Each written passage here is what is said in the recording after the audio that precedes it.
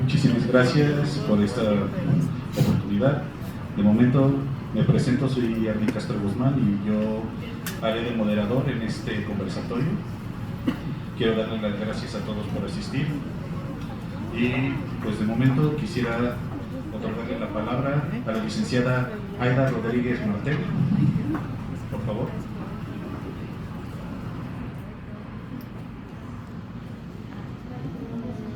Disculpe, su micrófono creo que no se escucha.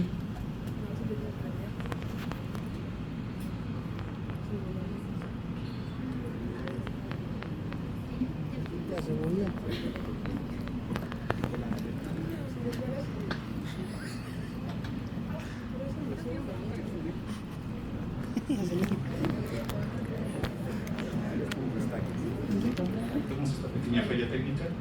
Procedo a darle la palabra al maestro Carlos Martín Cedillo Garrido. Adelante, profesor.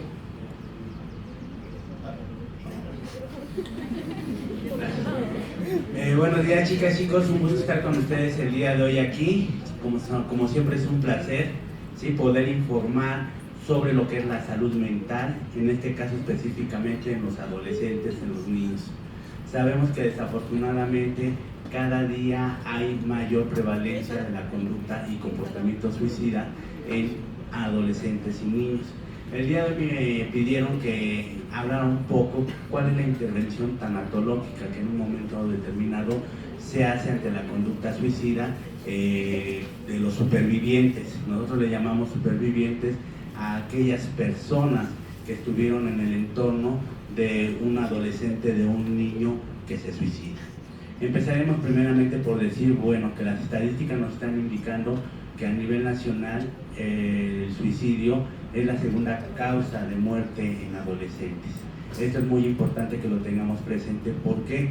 Porque va posterior a lo que son los accidentes automovilísticos. La primera causa de muerte en adolescentes son los accidentes automovilísticos.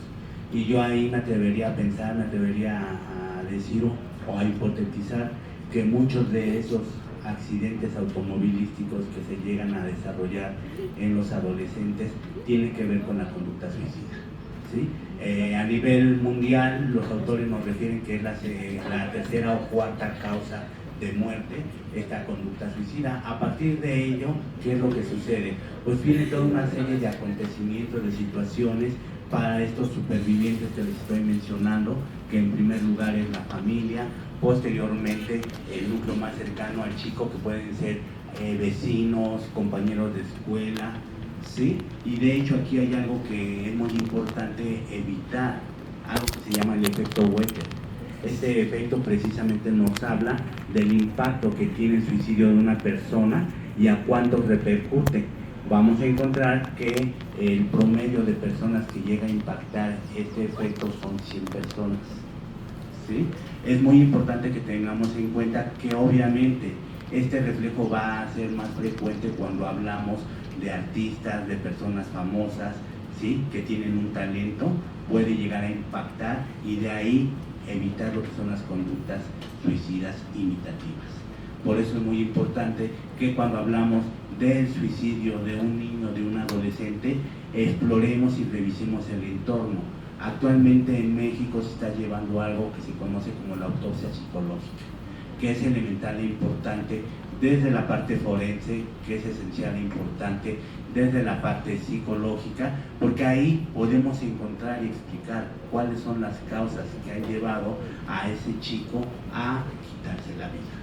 De ahí entonces la definición de suicidio como tal, pues la vamos a entender como la muerte autoinfligida, ¿sí? Es decir, atentar contra mi propia vida sin importar el grado de letalidad que el sujeto tenga, ¿sí? Algunas veces quedará únicamente como intento, en otras se consumará. Aquí lo importante e interesante es ver qué es lo que propició la muerte de ese sujeto. ¿Por qué? Porque desde el enfoque tanatológico, en esos supervivientes que les voy a estar hablando, que va a estar presente lo que es la culpa. En tanatología, uno de los duelos más difíciles de trabajar es precisamente el suicidio. ¿Por qué? Porque cuando hay una enfermedad crónica degenerativa en la cual se va devaluando el estado de salud del paciente, una enfermedad en fase terminal, podemos vivir un duelo antes de la muerte, en la cual nos estamos dando cuenta, estamos analizando, estamos revisando que la pérdida de la salud de este paciente es paulatino y que el desenlace final va a ser la muerte, pero en un suicidio es una muerte inesperada, es algo que nadie se esperaba. Entonces ahí va a surgir lo que es la culpa, va a surgir lo que es el enojo, ¿sí? Y tenemos que resignificar todos los pensamientos, todas las sensaciones que estas personas estén experimentando y estén viviendo, ¿sí? Para algunos va a ser la pérdida sí más significativa que para otros, mas sin embargo, cuando hablamos de suicidio tenemos que trabajar con toda la familia, ¿sí? A lo mejor no a todos les va a impactar de la misma manera que le está impactando a una persona, pero sí es muy importante que trabajemos con toda la familia. Por otra parte, no debemos de olvidar a la escuela, ¿sí? También de la cuestión psicológica, de la autopsia psicológica, conocer cuáles fueron estas causas que llevaron al sujeto a suicidarse. En el suicidio hablamos de factores multifactoriales, ¿sí? Y debemos de ver desde la esfera bio, psico, socio, espiritual, qué fue lo que llevó a ese individuo a atentar contra su vida, a consumar el acto suicida. ¿Por qué? Porque lo que para mí puede ser algo que no tiene significancia y relevancia, para otra persona puede ser un caos, puede ser una crisis, pueden ser situaciones que los lleven precisamente, ¿sí?, a atentar contra su propia vida. Entonces aquí lo importante es primeramente ver qué fue lo que sucedió con ese individuo. En un adolescente los factores predisponentes para la conducta suicida más frecuentes, en primer lugar, se habla del desamor. Las experiencias amorosas, de noviazgo, de pareja, de relación, que un individuo, hombre o mujer, se esté vinculando con otra persona, ¿sí? En la fase de enamoramiento, ¿sí?, es donde encontramos un mayor porcentaje de comportamiento suicida. Segundo lugar, ¿sí?, lo que vemos en el despertar de la sexualidad, ¿sí? Todos somos sexuales desde que nacemos y hasta que morimos, pero en la etapa de la adolescencia va a haber factores bien importantes que van a empezar a definir lo que es nuestra orientación sexual, por ejemplo. Entonces, muchos de ellos se asumen, se descubren gays, lesbianas, bisexuales, y el entorno social en el que se desenvuelvan va a ser detonante. La familia es el primer núcleo de aceptación de los seres humanos. Si la familia en un momento determinado, ¿sí?, no apoya, no brinda contención a este sujeto que se está descubriendo como gay, lesbiana o bisexual, hay rechazo y hay agresión, hay violencia, pues obviamente que ahí se va a incrementar de manera importante, ¿sí?, la autodestrucción del individuo. Hablamos de la homofobia interiorizada, donde yo mismo me voy a negar y donde yo mismo me voy a castigar por ser gay, por ser lesbiana, ¿sí? Entonces ahí está otro factor. Algunos otros factores son los estados del ánimo, depresión, desesperanza, bipolaridad, que son los factores que predisponen al desarrollo de estas conductas. Entonces, no olvidar que es multifactorial el suicidio, número 1. Número 2, todos los que estamos aquí podemos desarrollar una conducta suicida. Todos somos lábiles al suicidio. ¿De qué va a depender? Pues precisamente de los contextos sociales, culturales, escolares, donde nos estemos desenvolviendo. A nivel profesional, hablamos que las carreras con más alta demanda de conducta suicida es medicina, es enfermería, y somos los promotores de la salud, y somos quienes tenemos una mayor estadística de conducta suicida, ¿sí? ¿Qué sucede ahí? ¿Qué pasa? Pues obviamente son los tiempos que se tienen que dedicar a la escuela, al estudio, cuando los estudiantes de pregrado ingresan ya a los hospitales a estar haciendo guardias, a estar en la consulta, a estar atendiendo pacientes, cuando ya son internos de pregrado, que pasan 24 horas del día en el hospital por 12, 18 horas de descanso. Los residentes, que ellos pasan 48 horas en el hospital, ¿sí? Y tienen la presión de atender pacientes, hacer procedimientos médico-quirúrgicos, estar leyendo, revisando temas, porque el temario y las clases tienen que seguir avanzando. Entonces ahí hay factores que desencadenan las conductas suicidas, ¿sí? Entonces ya vimos 3 ejemplos. La cuestión del enamoramiento, la cuestión de la diversidad sexual, la cuestión en un momento determinado de la presión educativa en los estudiantes. Ustedes son alumnos de psicología, ¿cuántas veces tienen que cumplir con proyectos de investigación, trabajos, exámenes y demás para entregar en un periodo determinado? Ahí pueden haber factores de estrés, factores de ansiedad, frustración, depresión, que si no los detectamos, que si no nos damos cuenta de ellos, pueden ir subiendo y desarrollar otros trastornos. Aquí lo importante es que el suicidio es la única muerte que se puede prevenir. Y al hablar de que se puede prevenir, ¿qué estoy diciendo con esto? Hay señas. Yo les he dicho a ustedes, quienes vayan a ser psicoterapeutas clínicos, quienes se vayan a dedicar a la psicología clínica, tienen que aprender a escuchar y a observar. Oímos y vemos, pero no escuchamos y no observamos. Tenemos que hacer eso. En general a la población se le dice lo mismo.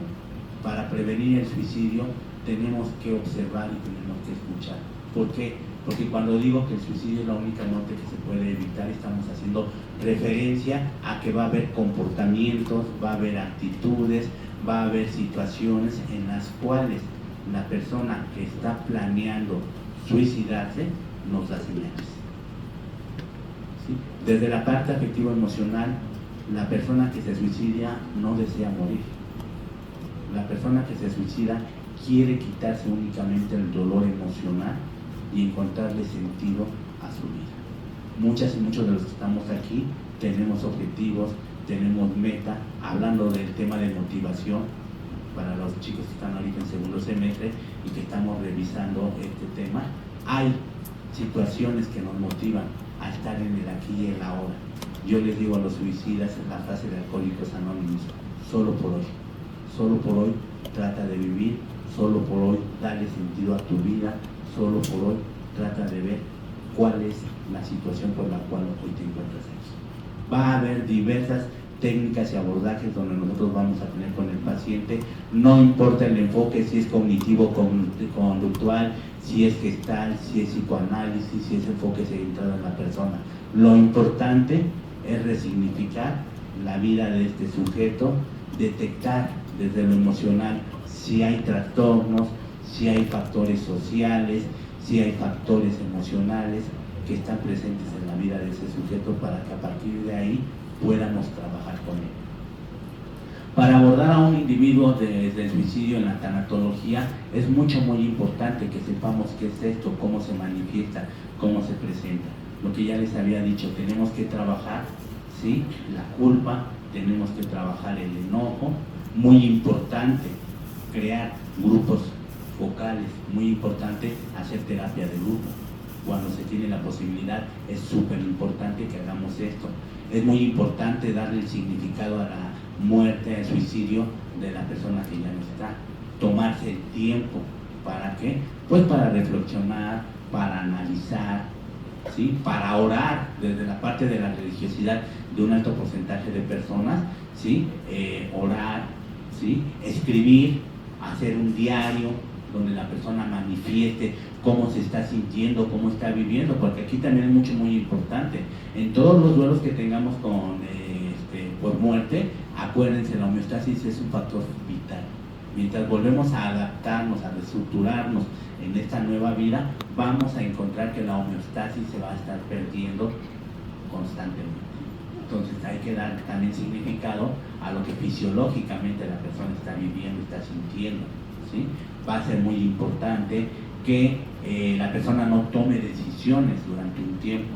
Cuando sucede el suicidio, muchas de las personas, los sobrevivientes, cambian de residencia, cambian de casa, ¿sí?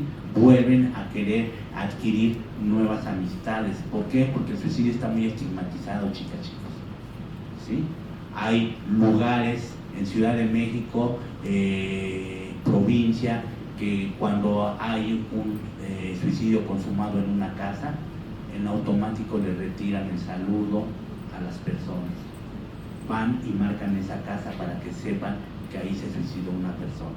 Entonces, lo que yo les decía es tener que pasar la culpa, es tener que pasar la discriminación, el rechazo de la sociedad, ¿sí?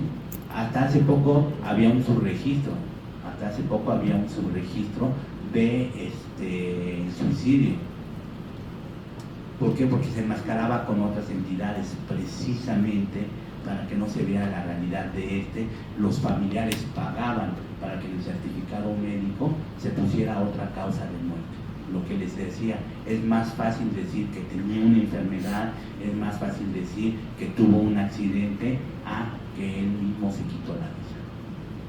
Entonces, desde esta parte, principalmente lo que se tiene que trabajar en tanatología es la culpa, la resignificación y darle sentido a la vida de los sobrevivientes, para evitar que otras personas desarrollen la conducta imitativa, y desde la escuela también trabajar con los supervivientes que conocieron a esta persona.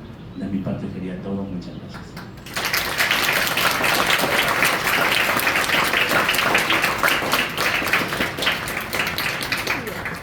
Muchísimas gracias, profesor.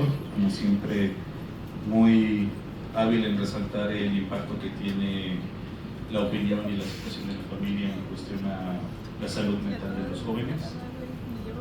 Y pues, como siempre, pues es agradable escuchar a alguien conocedor del tema.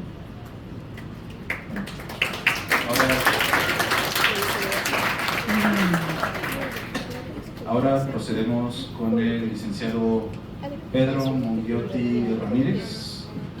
Voy a proceder a darle la palabra. Hola, buenas.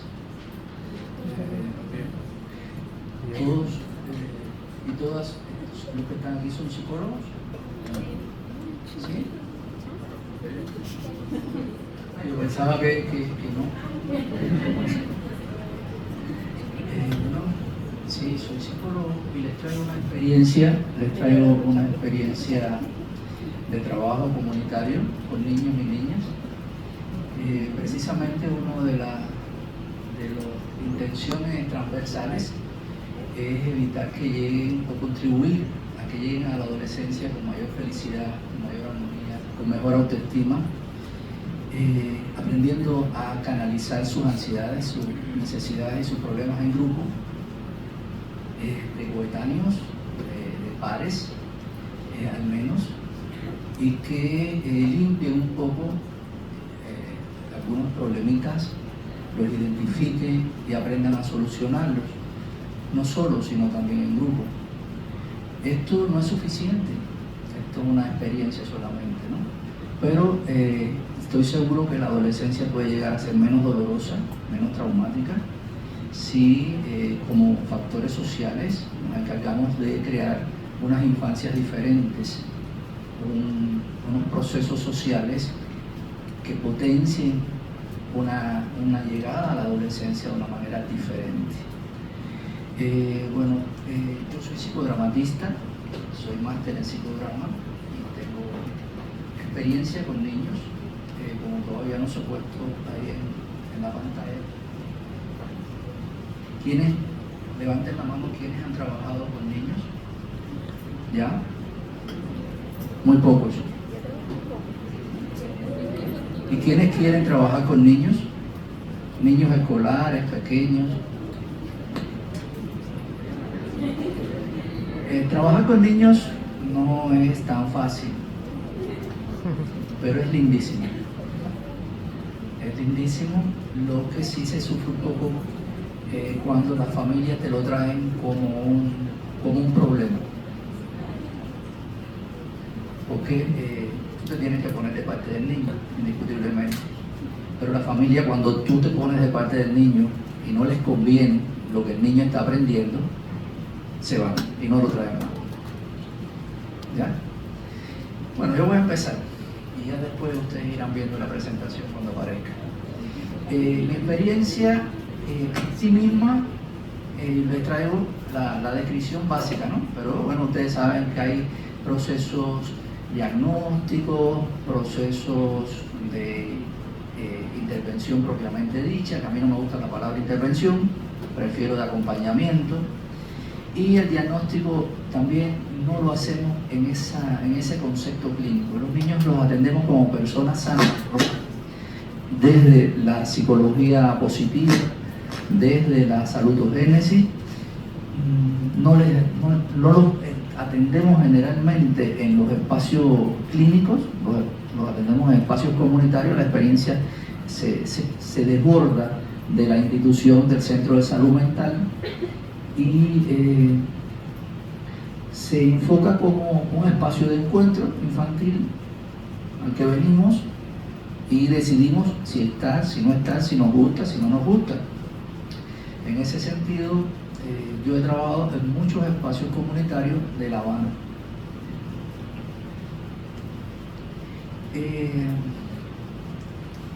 Nuestra dimensión tiene varias nuestra experiencia tiene varias dimensiones, ¿no? Es un proyecto, le pusimos Trotamundo, un proyecto psicosocial para el trabajo con niños, niñas y adolescentes en contextos comunitarios. Surgió en el 2015 como un servicio psicológico ambulatorio de nuestra sección de psicodrama de la Sociedad Cubana de Psicología para la educación o tratamiento psicológico de niños y niñas en situaciones de riesgo. Pero no necesariamente siempre vienen en esa situación límite de riesgo. Pero en Cuba la mayoría estamos en riesgo. Hay riesgo de pobreza, en riesgo alimentario, en riesgo de violencia. Mi país está pasando por una crisis severa desde la década de los 90 y no termina. Es como una caída libre en un precipicio que no ves el final. Y es difícil la situación, cada día está peor. Este proyecto de intervención comunitaria, de trabajo comunitario, se está implementando como un servicio que puede tener un aspecto terapéutico, pero no necesariamente las experiencias que hemos tenido han llegado a lo terapéutico en el sentido más clásico, ¿no?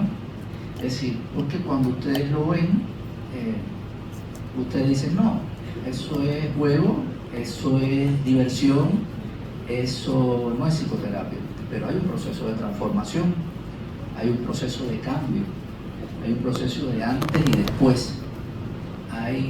Lo que pasa es que a veces tenemos una mirada demasiado médica de la psicología y de la intervención psicológica. ¿Me oyen? ¿Sí? Y no nos damos cuenta de que hay otras miradas.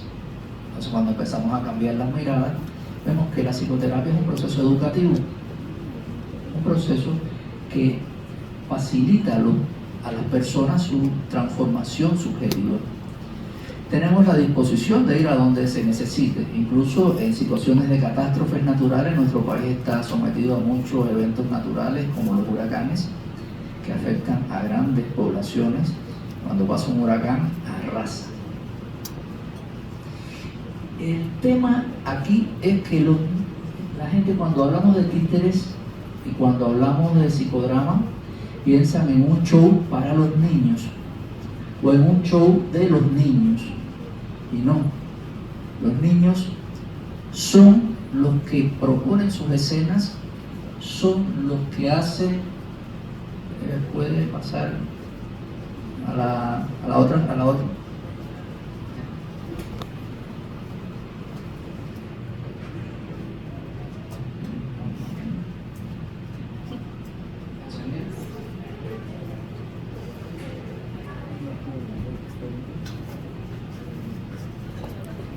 A la pantalla.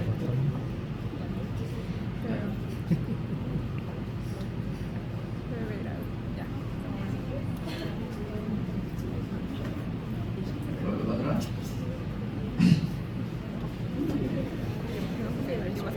Sí,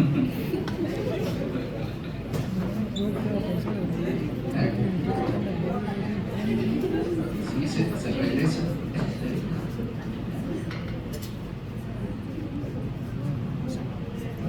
Va a pasar.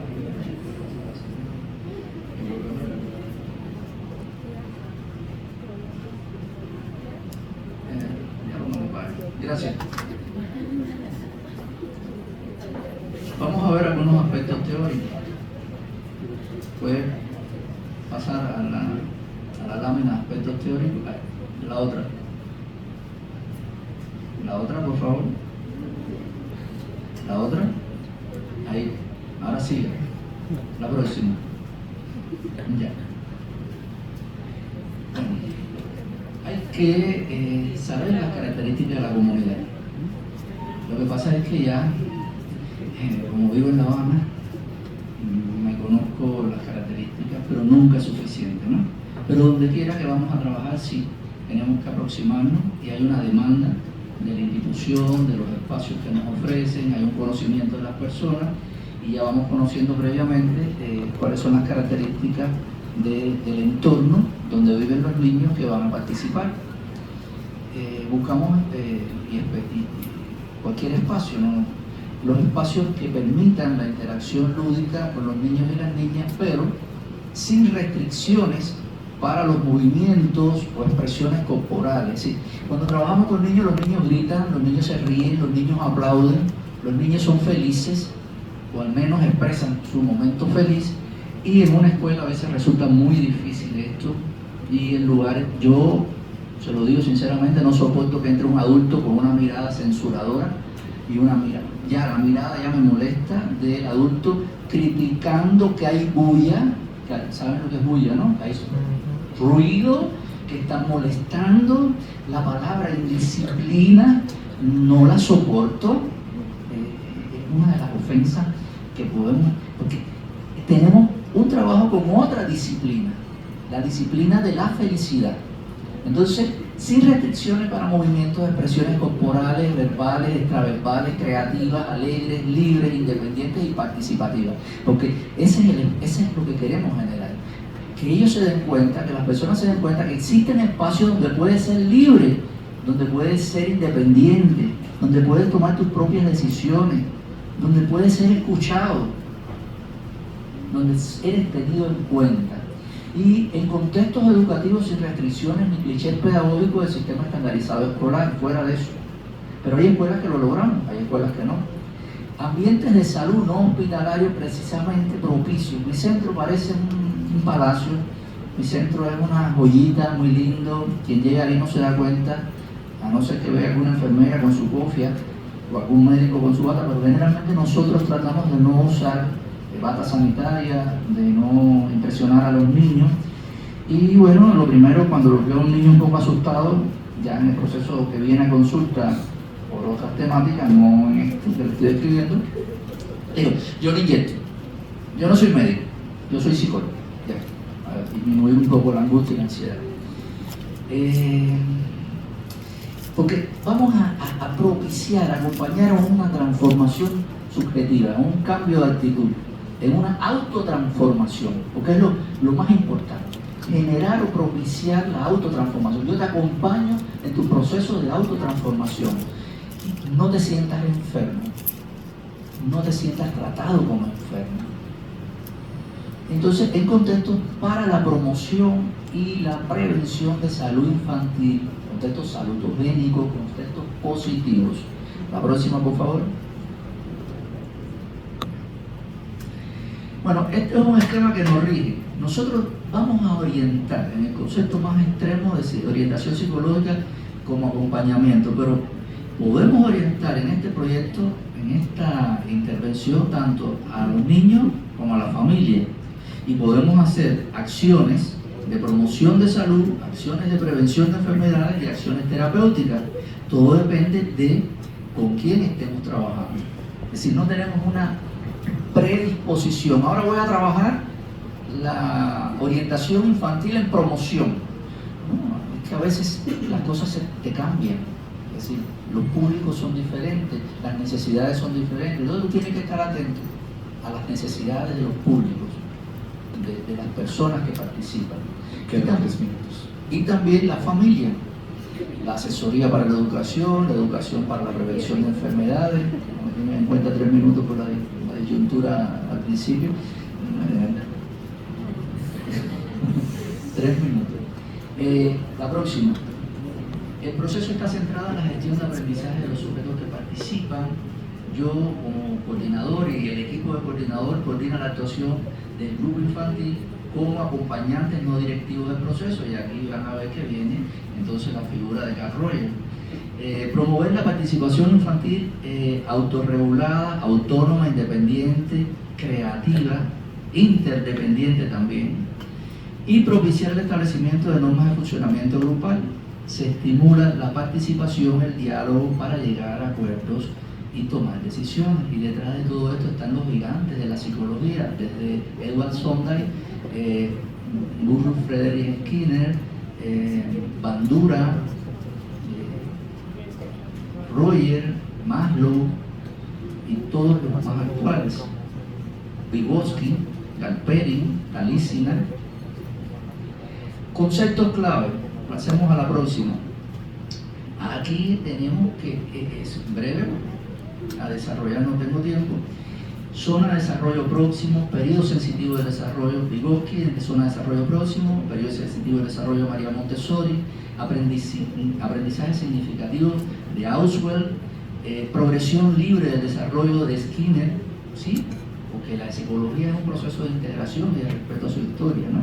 La ley del aprendizaje, de la disposición, del efecto y del ejercicio de Sondheim, el aprendizaje social de Bandura, la educación centrada en el sujeto de Roger, y las bases orientadoras de la acción de Bella Galperin. Claro, también tenemos la influencia de Antonovsky y de Seligman en psicología positiva y salutogénesis. El esquema analítico, pasamos a la próxima. El niño viene con situaciones de su vida. El niño tiene sus estados cognitivos y sus estados afectivos, que los expresa a través de los personajes que utiliza en sus escenas y que representa a través de títeres, roles, estatus de cada personaje. Y el niño trae una situación dramática, que esa situación dramática se trabaja desde la escena inicial, las escenas resultantes y la escena final.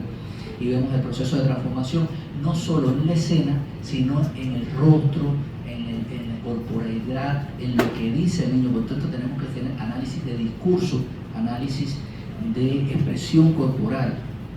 Y ahí tenemos y partimos de un esquema de la terapia cognitivo-conductual que nos ayuda a integrarnos, ¿no? Ahora, el niño que recibimos generalmente, o la tendencia es a la heteronomía, a depender de lo que diga el adulto, de lo que digan los demás, a ser un ser regulado por el adulto, por otro niño, egoísta, apático, indeciso. No tiene que tener todas estas características, por supuesto, y la ventaja es esa, que no todos la tienen, porque entonces por ósmosis se van ayudando. Dependencia, centrada en el conflicto, reproducción de patrones de comportamiento, pesimismo, desinterés. Imagínense, la bola de nieve se va creciendo y llegan a esta adolescencia ya con un proceso de rumiación suicida o de ideación suicida, o otros conflictos, depresión o todo lo demás. Entonces, en este proceso detrás de tu escena, esa que tú quieres, vamos a ayudarte, somos cómplices tuyos, te estamos colaborando, y cuando digo somos, el grupo de niños con el equipo de coordinación. Entonces, se van produciendo en función de tus falencias, de tus necesidades, de tus criterios de necesidad de autotransformación, una transformación hacia, de la heteronomía a la autonomía, de la regulación a la autorregulación, del egoísmo al altruismo, a la empatía, a la decisión, a la independencia, a estar centrado en las soluciones, a la producción de patrones de comportamiento distintos, positivos, al optimismo, al interés, a la conciencia de la situación y a la madurez psicológica. Eso se quedó atrás, pasen al otro. Y ya me voy al próximo. ¿Ya? Y algunos aspectos metodológicos, bueno, ya les he dicho, de identificar las necesidades de ayuda infantil. Esto es lo que llamamos en otros contextos diagnósticos, en su comunidad, en situaciones de riesgo, contribuir a la recuperación y sostenimiento de la salud de niños, niñas, adolescentes de manera preventiva y remedial, y propiciar el adiestramiento o capacitación de profesionales de la salud y la educación para el trabajo psicosocial comunitario, que es algo que hacemos. Evidentemente, yo sufro en las capacitaciones con los adultos, porque los adultos no saben pensar como niños. Y si tú no sabes pensar como niño, y si tú no sabes ponerte en la piel de un niño, en los zapatos de un niño, ¿cómo te vas a comunicar de una manera positiva y lógica y consecuente con ese niño? Es imposible. Es decir, incluso los niños tienen una salud, una sanidad que no es inocencia, que es bondad, que es amor, que es autorrespeto entre ellos. Y los adultos, cuando tratan de imitar a los niños, incluso en escenas con títeres, yo me quedo así, pero esos no son los niños que yo conozco. Estos son los niños que ellos fueron, o son los niños adultizados que se relacionan con los niños y claro, los invitan a todo un conjunto de modos de actuación inadecuados, de malestares que le transmiten. Para la selección que estén cerca, para la formación de los grupos que estén cerca en edad, me he dado cuenta que de más de 3 años de diferencia la dinámica grupal se afecta. Deseo de participar en la experiencia, ahí está el asentimiento. Y autorización o acompañamiento del adulto, ahí está el consentimiento. Y si los adultos están afuera, ahí charlando, pero la puerta está abierta, ellos pueden ver lo que está sucediendo, no interferir, porque no va a pasar nada malo, ¿no? Pero el niño tiene libertad para salir, para verlo, para ir al baño, para lo que quiera, es diferente. Lo interesante es que incluso en mi país lo podemos hacer, ¿no? Nos quitamos los zapatos, sin condiciones de mayor libertad, ¿no? Y eso depende del niño que quiera. Pero generalmente todo el mundo se quita los zapatos, todo el mundo es feliz, nos echamos en el piso, en cojines, en piedra, es decir, rompemos una serie de esquemas adultos que a veces condicionan a limitación. Características del ciclodrama infantil, bueno, la próxima. Hay 3 momentos, generamos un cadeamiento con técnica, dinámica, participación, movimiento, juego. Después pasamos a la selección de las escenas, a pensar las escenas, a qué escena vamos a dramatizar, qué títeres vas a escoger, qué personas te van a ayudar en tu escena, y después a compartir qué nos pasó, qué vimos, cómo lo hicimos, cómo nos sentimos. El cadeamiento puede ser específico e inespecífico. Los protagonistas de la escena son los que dirigen su escena, nosotros los acompañamos. Para el momento de dramatización, los protagonistas proponen sus escenas y el grupo elige cuál representar, pero después el protagonista decide todo. No es un show de títeres para niños, no es un show adulto. A veces yo veo a personas manejando títeres por ahí y es un show de un nightclub, de un antro. Me quedo así, eso no lo necesitan los niños. Bueno, y la gente piensa que nosotros hacemos psicotíteres. No hacemos psicotíteres, el concepto clásico del retablo de títeres de Melanie Klein y todo su séquito, ¿no? Se trabajan las escenas resultantes, como ya le dije, las técnicas dramáticas, soliloquio, doblaje, maximización, espejo, y compartir vivencias y experiencias personales y grupales, que ya es el momento de reflexión. Es interesante cómo cuando tú no subestimas a los niños salen cosas maravillosas. Pueden existir sesiones previas donde ayudamos a manejar títeres, a elaborarlos, guiones de escena, confecciones con títeres, depende de los ritmos grupales, de los aprendizajes que traigan. Se trabaja al ritmo de cada grupo y al ritmo de cada niño, se propicia la espontaneidad de la creación de escena. Esa es la próxima y la próxima. Se evita dar modos de acabado de cómo hacer una escena dramatizante, se premia el esfuerzo de participar con aplausos. Usted no sabe el valor de un aplauso hasta que usted no siente que lo aplaude. Cuando hizo algo chiquitico así, pero bueno. Cuando alguien te dice, qué bien lo hiciste, felicidades. Esas palabras son mágicas para uno, imagínate para un niño. Cambia todo. En 15 minutos es otro niño. Cuando la mamá y la psicopedagoga y todo, eso es algo bueno, vamos a aplaudirlo, se lo merece. Pero cuando tú actúas con sinceridad, cambia todo. Los títeres pueden dialogar, los títeres pueden dirigirse al público, los títeres hacen lo que les da la gana a los títeres. Es decir, no esas restricciones de que el malo puede hablar también, si el malo también, qué es lo malo y qué es lo bueno. Entonces empezamos esa reflexión ética también. Y nos apoyamos en dibujo, pintura, narrativa. narración oral, pictograma, etc. Aportes a los actores de la familia y de otros actores de la comunidad se involucra y nos ayuda, nos hacen títeres, nos hacen almohadones, cojines para trabajar, las sesiones finales donde los niños eligen qué escena le quiero presentar a mis padres. Hay que ver después las reflexiones de los padres al final o en una reunión posterior cómo vienen y se aproximan. Yo pensaba que mi niño tenía ese problema. Después me doy cuenta, viéndolo, que no tiene ese problema. ¿Qué problema tiene? Que yo estoy proyectando ese problema en mi niño. Que yo estoy viendo un problema que es mío en mi niño. Que mi niño no tiene ese problema. Ya sea que es tímido, que no sabe hablar, que tiene problemas de socialización, etc. Y bueno, la próxima, por favor. Como ustedes ven ahí, hemos trabajado en escuelas, en centros de salud. Van a ver una coma entre 2019 y 2022. Ustedes saben por qué significa esa coma, ¿no? La COVID. La COVID lo paralizó todo, después seguimos, ¿no? Y bueno, en toda La Habana, las condiciones se abren cuando usted quiere trabajar y se compromete con lo que está haciendo y ama lo que hace. Usted, las puertas de la ciudad, allí donde todo se está cerrado para otros, a nosotros se nos abre con una serie de opciones y posibilidades, porque estamos en función de que una infancia feliz genera una adolescencia feliz y un mundo más feliz, más humano, menos violento, más en paz. Y eso es lo que queremos. Agradecemos a la Oficina del Historiador de la Ciudad, agradecemos al convento de Belén San Agustín, al proyecto Más Adolescencia, a la Quinta de los Molinos, a la Escuela de Oficio, a las artesanas de la ACA, a la Organización No Gubernamental Médico Internacional de Cuba, Suiza, y la sección de psicodrama de la Sociedad de Psicología, de la Sociedad Cubana de Psicología, todo el apoyo que nos han dado, no solo económico, material, financiero, sino el apoyo moral, el apoyo en todos los sentidos.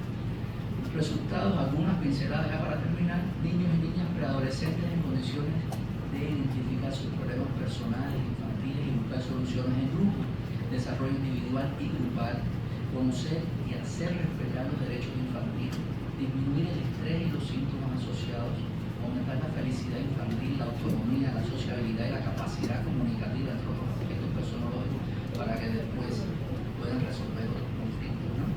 La familia cambia el enfoque y el estilo de afrontamiento a situaciones personales del niño y la niña. Ayudamos a pasar del niño síntoma y objeto de una familia disfuncional al niño sujeto social. Y se crea un espacio saludogénico, preventivo e interactivo en la comunidad. La próxima. Como ven, hemos trabajado incluso con niños con uniforme escolar, en espacios no escolares, en espacios escolares, el deseo de participar. Esa foto se las comento porque ahí no se ve la cara de ningún candidato. Y bueno, hasta aquí mi presentación. Hay investigación fluida, hay procesos investigativos con determinados grupos, donde la intención es propiciar la transformación de los estilos de afrontamiento, de un estilo centrado en los problemas, un estilo centrado en las soluciones, es decir, propiciar el cambio en el estilo de afrontamiento, ¿no? Y lo vemos. Y tenemos una experiencia que fue infotografiable de los tantos ejemplos que tengo. Es una niña con trastornos de confusión, trastornos de adquisición, 8 años, niña de piel negra, de familia pobre. Imagínense todo el bullying que puede estar sometida esa niña en su espacio escolar y comunitario. Trajo su escena, y cuando se termina su escena hay una carita que dice: ya me puedo relacionar con todo el mundo, pero con una autenticidad que tú dices, ya. A veces, no sé si vieron el Hotel Transilvania, es el clic. Hay que estar atento al clic. Cuando simple clic, después hace clic, clic, clic, clic. Ya. Esa es la esencia. Nosotros lo que queremos es generar que la persona genere su felicidad, genere su afrontamiento, genere su salud psicológica, para que vivan entonces adolescencias más saludables. Gracias.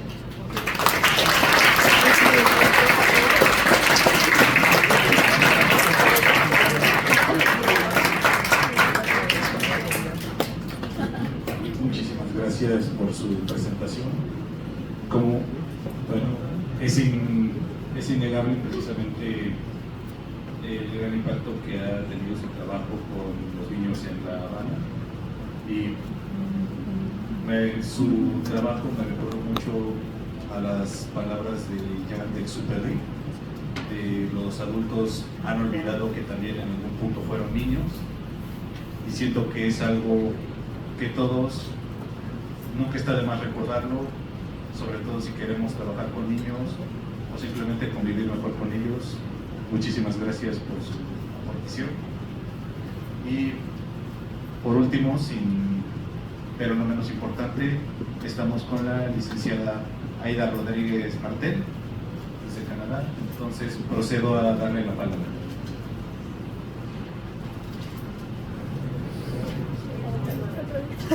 Sí, creo que su audio no está.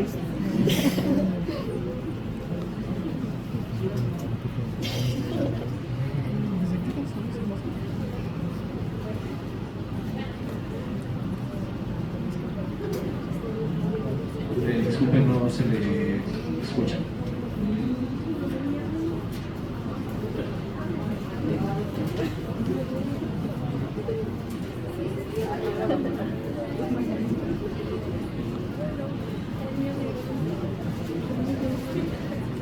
Unas dificultades técnicas, entonces en lo que se resuelve podremos empezar con las preguntas. Si alguno tiene alguna pregunta para cualquiera de nuestros ponentes, ahora es el momento. Y mi compañera Karen les hará llegar el micrófono para que puedan exponerla ante todos. ¿Alguna pregunta? Buenos días. ¿Cuáles serían los principales motivos o los factores más importantes para que un adolescente o un niño pues desarrolle depresión, ansiedad? Y pues desde un contexto familiar o fuera de lo psicológico, ¿cómo se podría sobrellevar o llevar?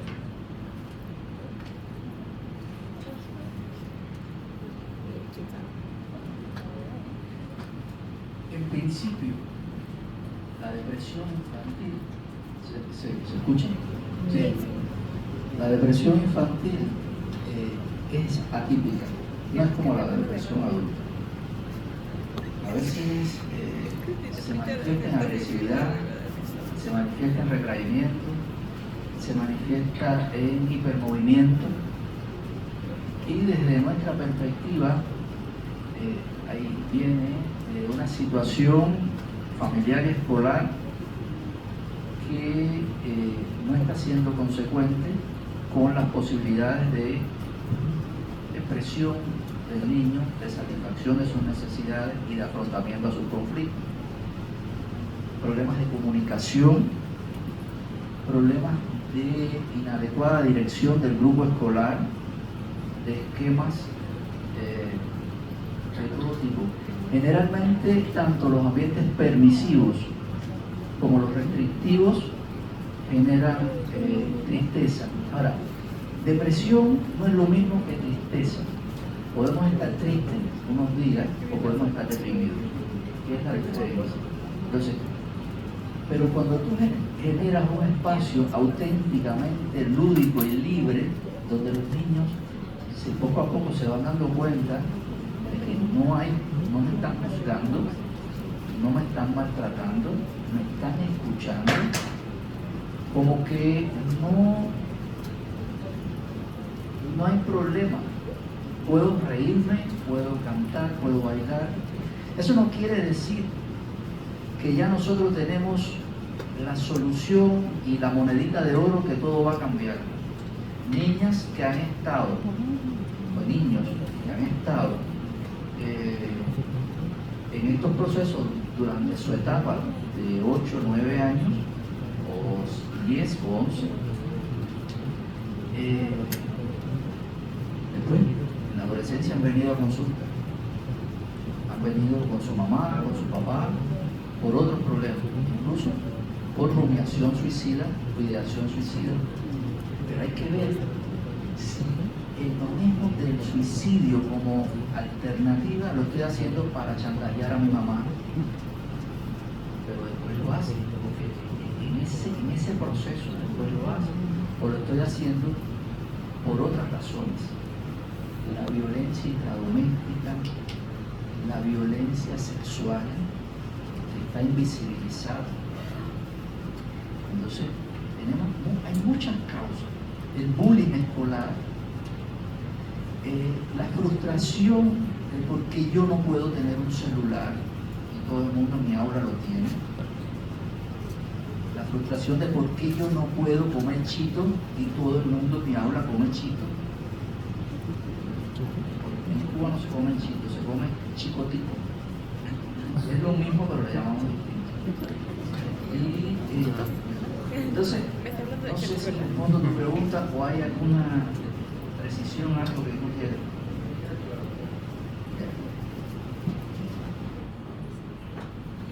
¿Alguna otra pregunta?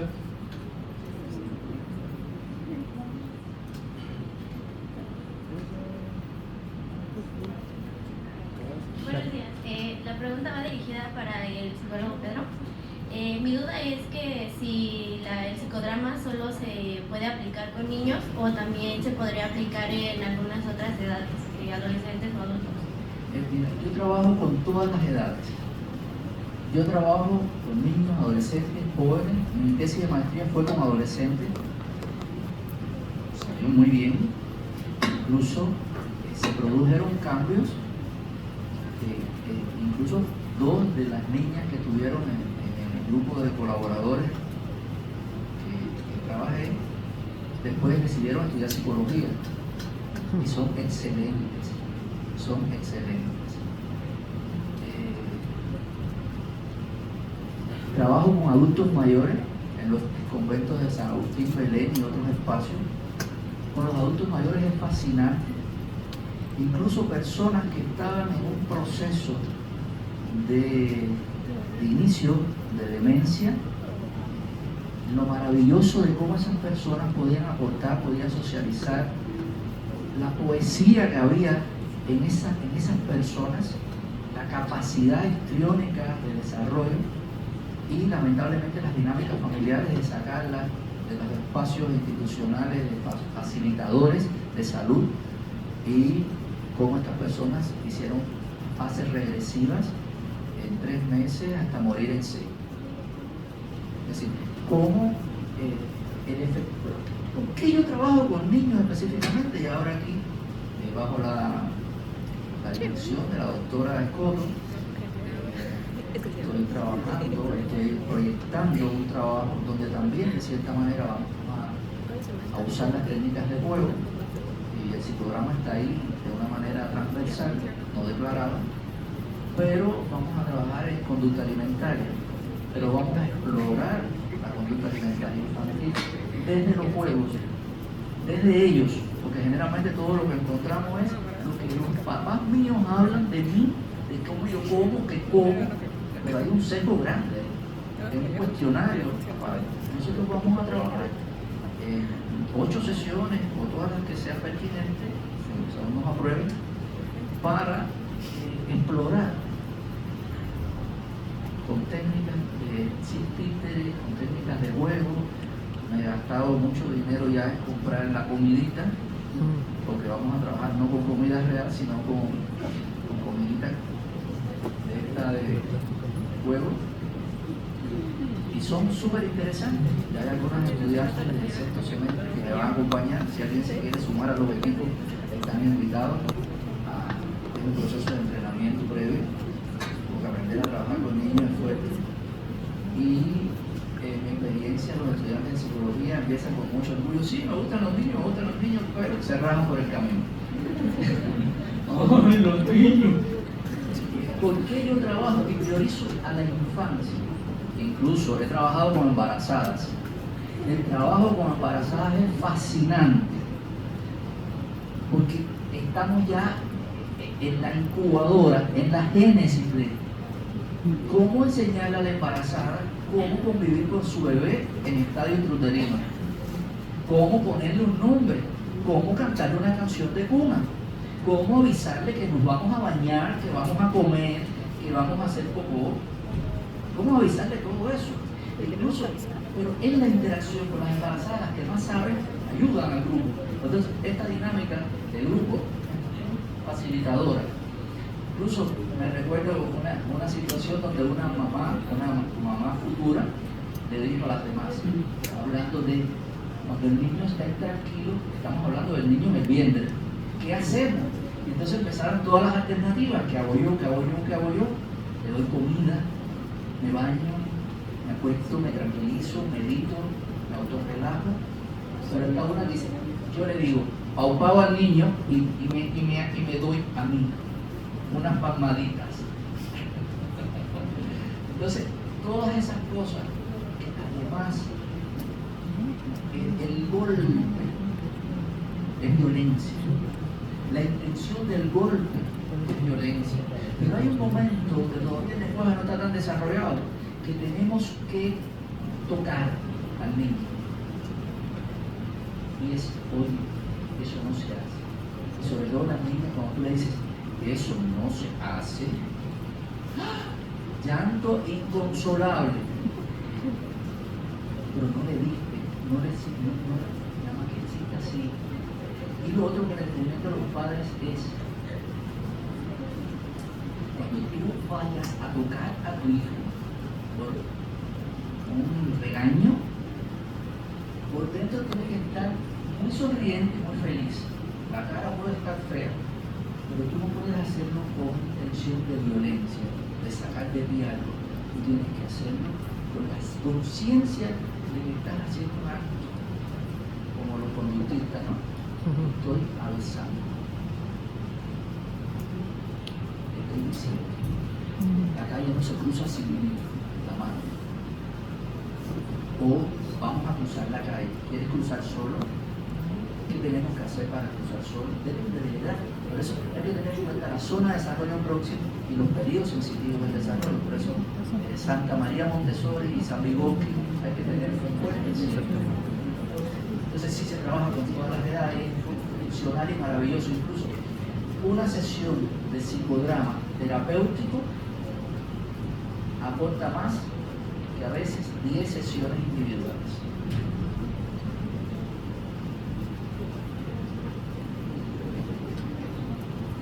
¿Quién más tenía pregunta? Karen, un momento, por favor. Parece ser que ya podemos resolver las preguntas técnicas. Entonces, ahora sí, ya podemos darle la palabra a la licenciada Aida Rodríguez Martel. Entonces, ahora sí, procedemos a hablar.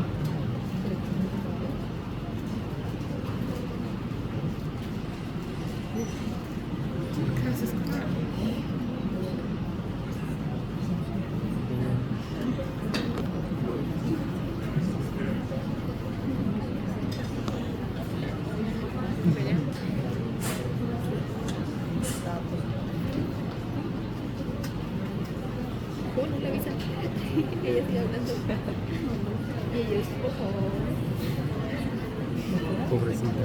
Yo no me escuchaba, pero es suavecita que no salió toda nuestra conversación en el video. Un momento. Y van a saber callar.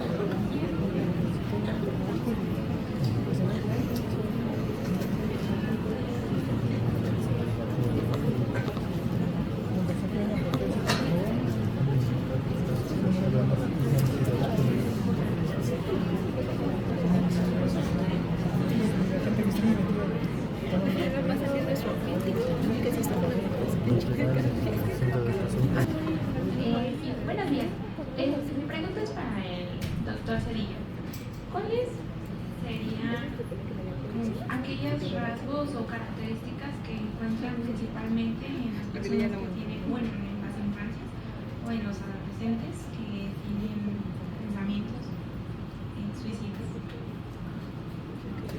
principalmente va relacionado con lo que es la baja autoestima, autoconcepto, ¿sí? Distorsión de la realidad en base a lo que, como comentaba el psicólogo, en base a los entornos en los que se han desarrollado con demasiada violencia, agresividad, ¿sí? Acoso, son las características principales que pueden experimentar y sensibilizar a las personas con conducta suicida. Cuando hablaba yo del desamor, me refería precisamente a ese abandono que trae el adolescente desde la infancia por parte de los padres. El abandono emocional, afectivo, va a ser una causa importante que cuando este chico en su adolescencia se enamora, quiere pasar mucho tiempo con la pareja, y cuando los cánones o los patrones no se cumplen, ahí es donde viene este abandono que está relacionado con autoestima, autoconcepto, ¿sí? Y en un momento determinado alteración de la realidad. Y si a esto le abonamos lo que es la violencia, lo que es el acoso, pues va a ser más factible que este chico pueda desarrollar la conducta suicida.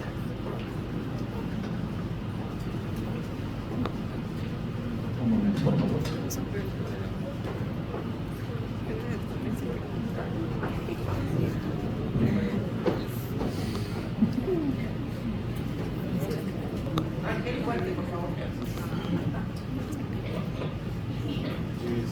¿Cuáles son los mecanismos de defensa en los niños y cómo los abordan en su terapia? O sea, por ejemplo, en una mujer está la racionalización, la evaluación, la proyección. En un niño, ¿cómo se ve?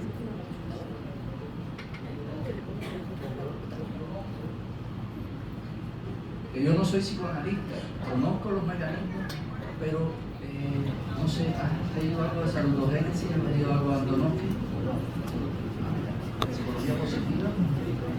Nosotros trabajamos con los mecanismos de resistencia, con los activos en salud, en la comunidad, y los activos en salud, los factores generales de salud. ¿Qué tiene el niño para generar salud, para propiciar salud? ¿Qué tiene el niño o la niña y la niña para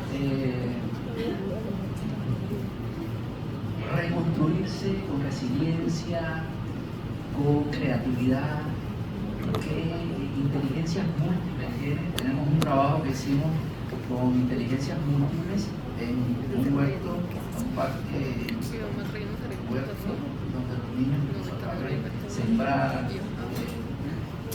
conocer las plantas, jugar con el fango. Ese no incluyó títeres, porque las manos sucias de los títeres no lo van a ensuciar. Eso es otra cosa. ¿Cómo entender que nos vamos a lavar las manos? Hay que tratarlos bien, hay que cuidarlos.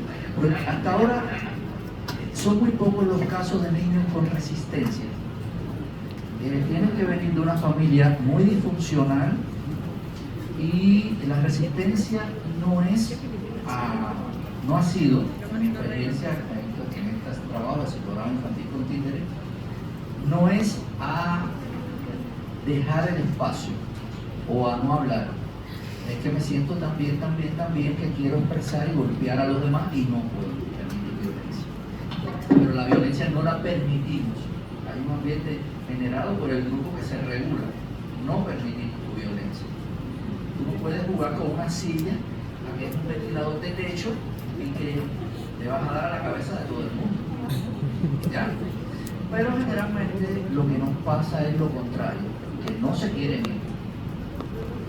Y que la cara de entrada y la cara de salida después de la primera sesión es de felicidad. ¿Que existen niños que se van? Sí. ¿Cuándo se van? Cuando las edades o el grupo no les gusta. Tienen ese derecho. Nosotros no caemos atrás a nadie, no le prohibimos a nadie que se vaya, pero generalmente hay muy pocas personitas, muy pocas se han ido, y sobre todo cuando viven cerca y vienen autónomos, vienen caminando. Si imagínate la familia que deja vivir sola, en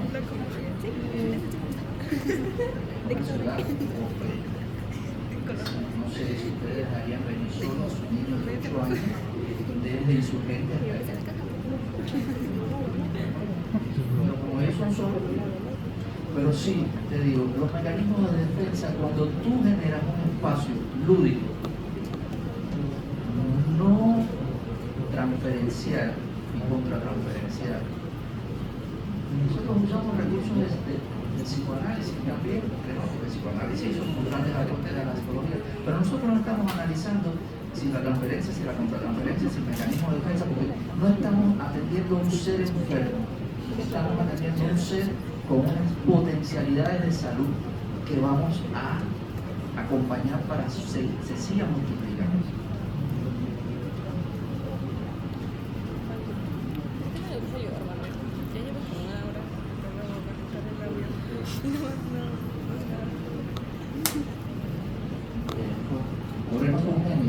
Ahora les voy a dar un método.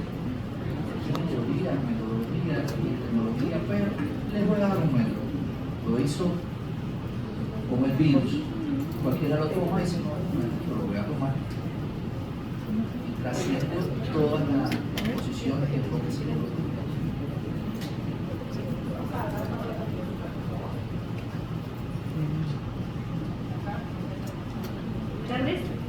Mi pregunta va para el psicólogo Pedro. Me gustaría saber si hay una línea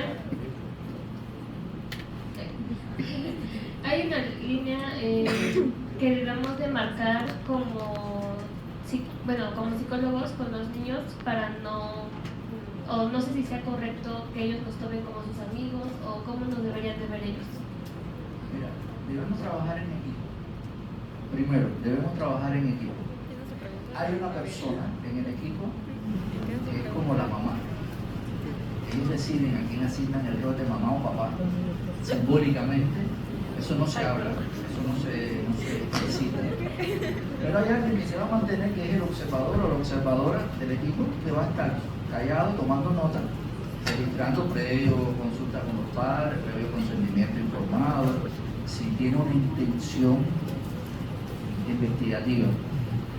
Y si no la tiene, bueno, algunas notas podemos tomar para organizar la próxima sesión, para después en el grupo reunirnos y acordar qué pasó en esta sesión, qué cambió, qué no cambió, qué falló, qué salió bien, qué podemos hacer para la otra, qué tenemos que hacer énfasis, ¿no? Pero es que cuando generas un ambiente diferente, no se producen estos fenómenos. Por ejemplo, mis compañeras me dicen, hay como un momento en que yo entro en alfa. ¿Saben lo que es las frecuencias de ondas cerebrales? Los niños generalmente están en alfa. Nosotros estamos en beta. Predominan las ondas beta en nosotros. Pero cuando tú vas a trabajar con los niños, tú tienes que tener un cambio de tu polaridad hacia alfa. Entonces ya yo soy no un niño, pero un coordinador infantil con pautas donde yo voy a funcionar no desde la mirada adulta, no desde la censura adulta, sino el facilitador. Entonces, como yo soy el facilitador, yo no soy censuro. Si hay un emergente, el psicograma nos enseña a leer los portavoces. Si hay alguien que se acuesta, que se recuesta, ¿tiene sueño? Vamos a dormir. ¿Quiénes queremos dormir? Entonces jugamos a dormir. ¿Y quiénes queremos saltar? Jugamos a saltar. Y jugamos a pintar. Y por ejemplo, una niña dice, no, yo no sé pintar. No sabes pintar. Muy bien, yo te ayudo. ¿En qué te puedo ayudar? Vamos, toma una hoja y yo tomo otra. ¿Qué pinto? ¿Qué pintas tú? Al final hizo su dibujo sobre lo que ella quería expresarle a los padres como su cartel para la escena, la reunión final, donde mi papá va a ver mi escena. Bueno, ¿qué voy a decir de mi escena? La resistencia disminuye. Cuando tú estás dispuesto, pero estamos sentados juntos en el suelo, con las hojas de papel, con la tempera, la acuarela. Entonces, no, incluso mi nombre de coordinación es Pedrito. Yo soy Pedrito. Y incluso con los adultos mayores también soy Pedrito, el psicólogo. Entonces, como ellos me digan, yo lo acepto. Yo no estoy en esto. No. Sin zapatos, jugando, con una ropa normal, pero desenfadada, ni traje, ni turbana, ni esas cosas. No. No necesitamos diferenciarnos como adultos. Ellos saben que somos adultos. Incluso hasta los niños del barrio, las mamás a veces le dicen, pero él es una persona mayor, respétalo. Y ellos le dicen, pero es Pedrito. Pero además como queriendo decirle a su mamá, pero yo lo estoy respetando. La que está viendo y respeto eres tú. Entonces, lo que tenemos que cambiar no somos nosotros cuando vamos a trabajar con niños. Despojarnos de una serie de mitos, de tabúes, de esquemas, de autoestimas inadecuadas. Y con los niños vamos a trabajar primero salud. Los niños son muy sanos. Los niños no chantajean con tendencia, ¿no? Los hay. Que depende de lo que has aprendido, de las condiciones psicosociales en que tú existes, ¿no? Y de desarrollo. Pero no. Hay una belleza, hay una inocencia. Si tú no forcejeas, no hay conflicto. Hay cosas que son límites y hay que saber establecer el límite, pero amorosamente. Y amorosamente no dándole besos, abrazos. No hay que dar besos ni abrazos, no hay que tocar al niño. Es simplemente ser uno, ser auténtico, respetuoso, cuidadoso. Pero estamos jugando, vamos a brincar, vamos a saltar, vamos a tocar. Si no le respondo algo, ustedes me dicen, sean piripipillosos y exijan que yo les responda lo que ustedes quieran. No se quede por decir.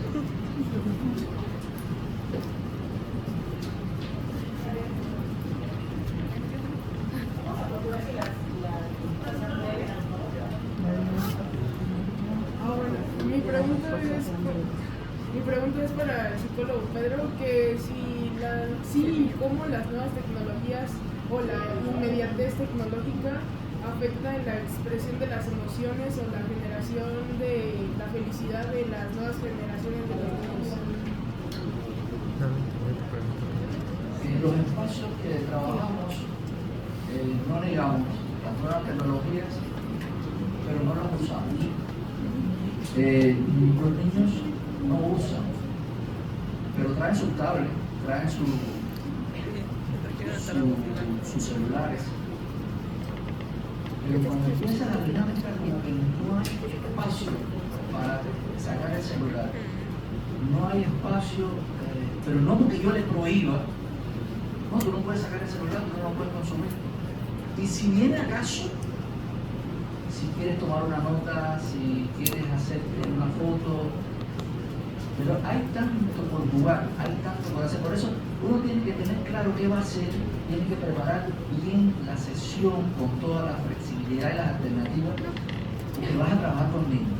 Entonces, no es una sesión de una clase donde ya tú tienes todo preestablecido, donde tú eres el que va a llevar el protagonismo, que van a decir lo que hay que hacer, sino tú eres el coordinador, vamos a jugar.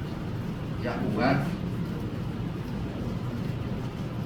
Y a jugar, y a jugar, y a jugar. Y siempre estamos jugando. Pero jugando hacemos cosas muy serias. Entonces, sí, hay casos de adicción a las nuevas tecnologías. No hemos trabajado con esos casos. En mi país tenemos un...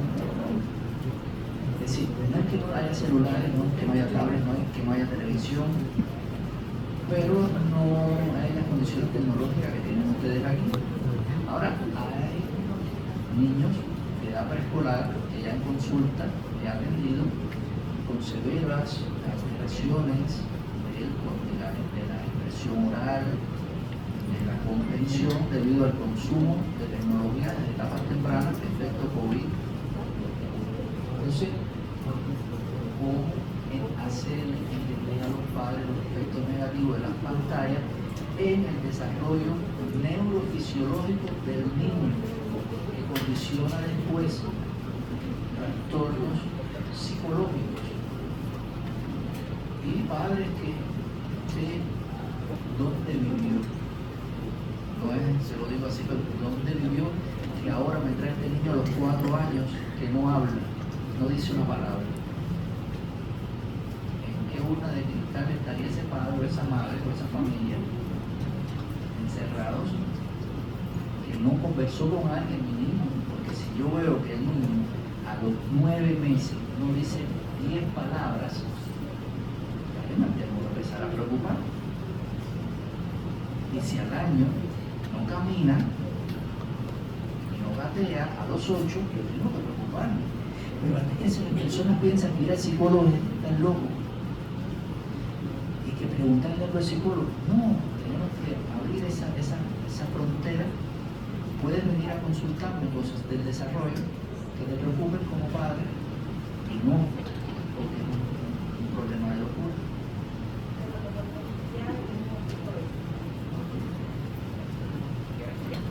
Ahora sí. Cedo la palabra a la licenciada Aida Rodríguez Martel, que es de Canadá. Entonces, adelante.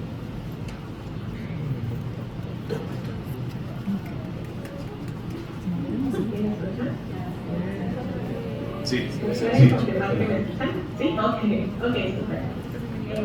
Bueno, estoy muy contenta de estar aquí con ustedes. Yo también soy egresada del campus de Catepec, así que súper feliz de estar ahora compartiendo esta información.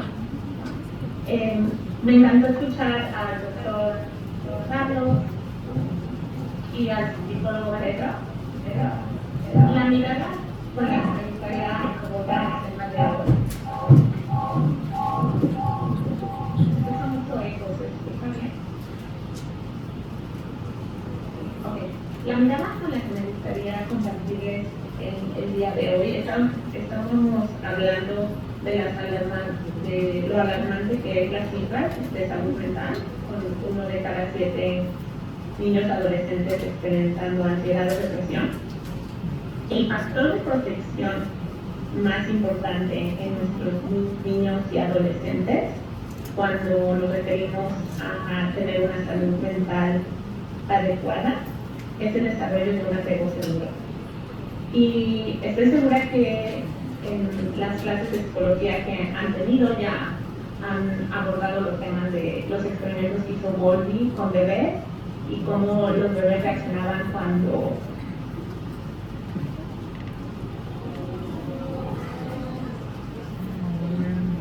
y otros que les causaban mucha ansiedad.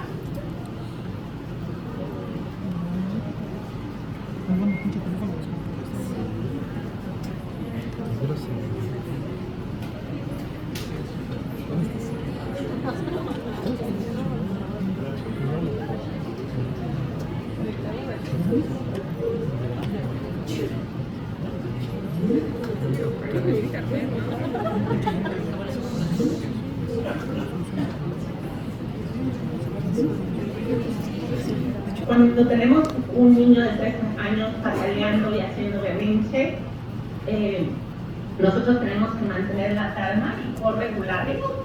Pero si él está estresado, lo más seguro es que el cuidador reaccione de la misma forma, estresándose y perdiendo el control. Si los papás logran regularse en momentos de estrés, calmar al niño a través de las neuronas espejos, a través de nuestra tranquilidad, que ellos sienten nuestra tranquilidad, los niños van a aprender que en momentos de estrés pueden recurrir a nosotros como figuras de apego. Y no tiene que ser perfecto. Si lo hacemos bien un 30% de las veces, vamos a poder desarrollar este apego seguro. ¿Qué pasa cuando no lo logramos? ¿Qué pasa cuando a veces lo hacemos y a veces no? Los niños desarrollan un apego ansioso, o peor aún, cuando hay violencia física, emocional, drogadicción, alcoholismo, se desarrolla un apego desorganizado.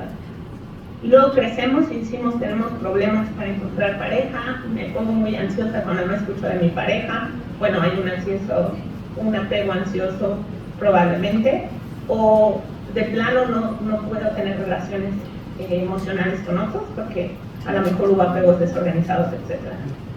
Nuestros niños no necesitan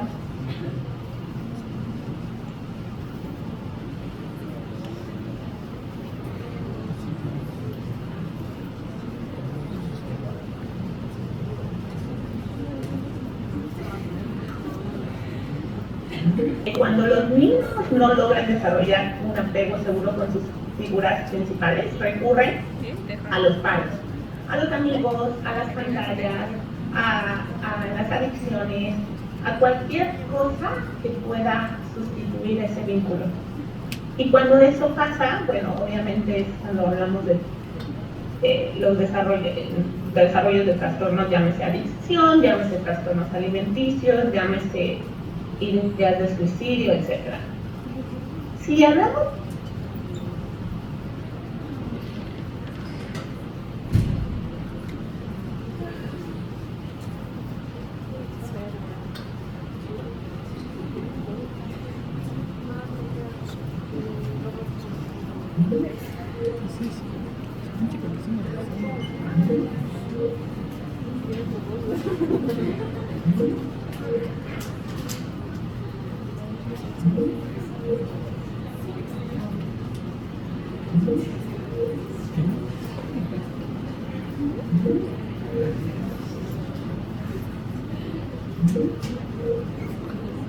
les quiero compartir algunas acciones específicas que podemos hacer con nuestros niños y adolescentes para proteger y para poder crear esta salud mental desde que son pequeñitos. Si hablamos de niños de los 0 a los 5 años, ustedes saben que la corteza frontal de nuestro cerebro, que es la que nos permite regularnos y todo el pensamiento lógico, la metacognición, el desarrollo de funciones ejecutivas como el razonamiento, la toma de decisiones, esta corteza frontal tarda, los últimos estudios indican que puede ser hasta los 30 años en desarrollarse completamente. Entonces, los papás tienen que entender que de los 0 a los 5 años, y en la adolescencia y todas las demás etapas, la desregulación emocional es súper esperada. Entonces, lo que se esperaría es que los papás usen su función de regulación para regular al otro en momentos de estrés. Si queremos que nuestros niños no desarrollen problemas de ansiedad y depresión, es importante pensar cómo estamos reaccionando.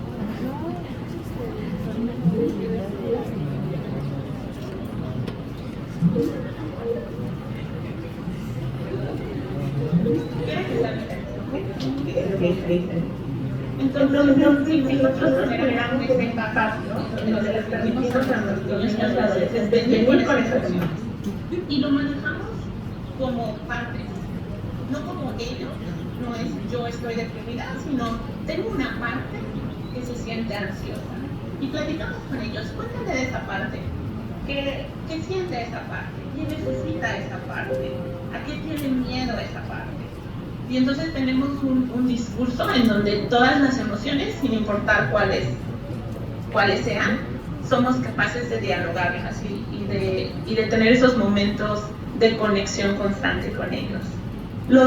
El hacer constante monitoreo diario con ellos y no dejar, es muy importante, no dejar que los amigos reemplacen esa figura como papá. Desde el desarrollo infantil hablamos de ser esa figura alfa que nuestros niños necesitan. No podemos ser sus amigos porque tenemos un rol de liderazgo.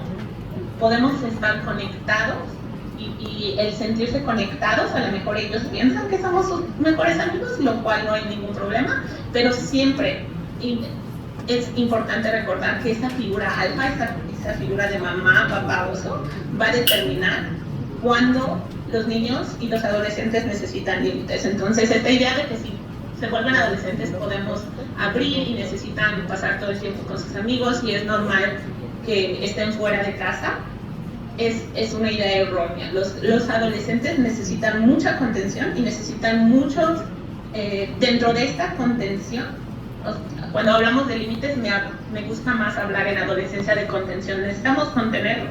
Entonces, si sabemos que están saliendo todas las noches a las 3 de la mañana y ya empieza a haber problemas de no sé, mucho alcohol o inclusive probar nuevas drogas. Es nuestra responsabilidad como figuras alfa contenerlos y explicarles que es parte de nuestro rol y que lo hacemos desde la mejor intención de conectar y de asegurarnos que tengan lo que ellos necesitan. Validar sin juzgar es otro recurso. En lugar de decir no es para tanto, sé fuerte, ya va a pasar, realmente desde una mirada empática y tener esta conexión con ellos, abrirnos a descubrir cómo es que ellos se sienten. Cuéntame más. Mamá, me siento muy triste. Ok, ¿qué pasó? Y que ellos sepan, no hace como de pararlo, así sea diario, ¿no? Mi hijo Bruno viene diario a decirme que en el recreo siempre está solo y que se siente solo. Entonces mi responsabilidad es escuchar esa parte que se siente sola y no tengo soluciones a veces, pero esa es nuestra labor, que ellos sepan que pueden venir hacia nosotros y que nosotros van a encontrar una mirada abierta, que los escucha, que a lo mejor no tiene todas las respuestas, pero que va a estar ahí para ayudarlos y para contenerlos y para mostrar ese soporte que ellos necesitan. Es muy importante dentro de esta mirada, y voy a escribir aquí en el chat, uno de los libros que más me gusta es del psicólogo Gordon Neufeld, y él habla precisamente de este tema, de cómo es tan importante el desarrollar un apego seguro con nuestros hijos, sobre todo porque ellos necesitan recurrir a nosotros en lugar de recurrir a otros, como pueden ser los amigos, que es algo natural, va a pasar, porque a todos nos pasa ese cambio de no quiero hablar con mis papás, ahora quiero estar con mis amigos, pero si fomentamos este desarrollo de un apego seguro desde que son pequeñitos, ese cambio no va a ser tan notable. Entonces el libro se llama Déjame que te cuente por qué los padres deben importar más que los compañeros, y es un libro muy, muy bonito que les va a explicar desde una mirada del apego seguro todas las diferentes etapas del desarrollo y dar muchos recursos, porque yo creo que independientemente de que algunos de ustedes sean ya papás o vayan a serlo, pues va a ser su trabajo como psicólogos, siempre va a tocar familias, y nosotros tenemos que tener esta mirada desde el apego seguro, porque realmente es la base para una salud mental positiva. Y quizá paro ahí y veo si hay algunas preguntas.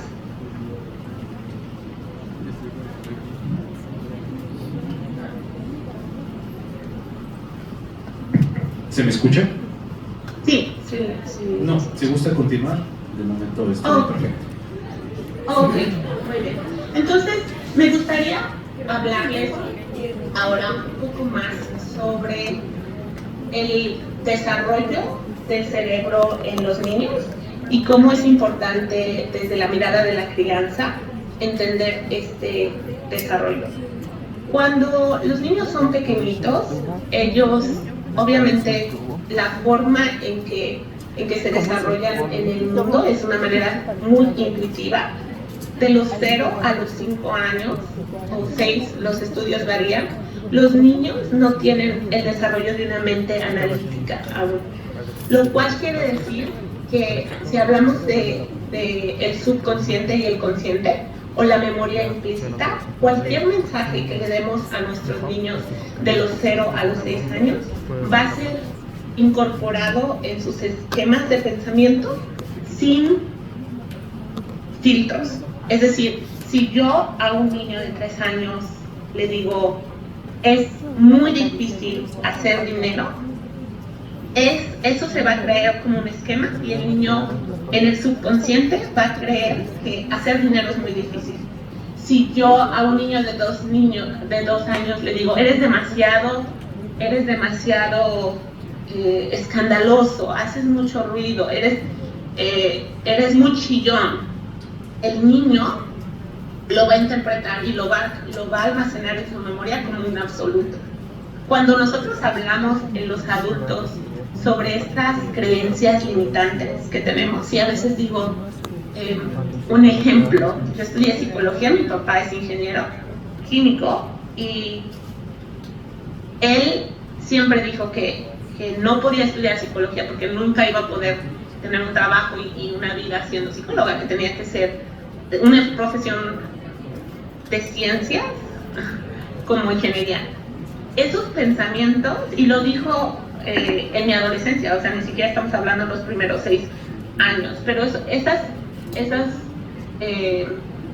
ideas que nosotros incorporamos en la mente de otros marcan de manera muy profunda el desarrollo futuro de nuestros niños. Entonces les comparto esto porque creo que es muy importante cuando estamos trabajando con padres, que ellos sepan que es como tener una máquina nueva y todas las ideas que, si tú le dices a un niño de 3, 4, 5 años, es muy fácil hacer dinero en la vida, tú puedes hacer todo el dinero que quieras y viajar a todas las partes del mundo, él lo va a creer así. Es como en programación neurolingüística que hacemos en adultos, ese cerebro es muy maleable en los primeros 5 años y por eso es tan importante las ideas que uno comparta. Sí. ¿Se me escucha? Lamento tener que interrumpirla, pero me informan que pues por el momento el tiempo se nos ha terminado. Claro. Ahora sí, pero de igual manera pues se le agradece mucho pues su participación y su presentación, a pesar de las fallas técnicas, se le agradece mucho el haber participado. Entonces, pues Muchas gracias. Muchas gracias. Ahí les dejé el tema el nombre del libro, ojalá puedan leerlo y fue un placer poder estar con ustedes. Claro, muchísimas gracias.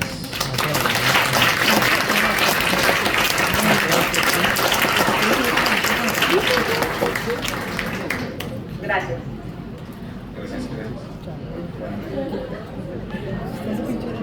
Pues muchas gracias compañeros, compañeras, Pedro, doctora González Coto, muchas gracias compañeros.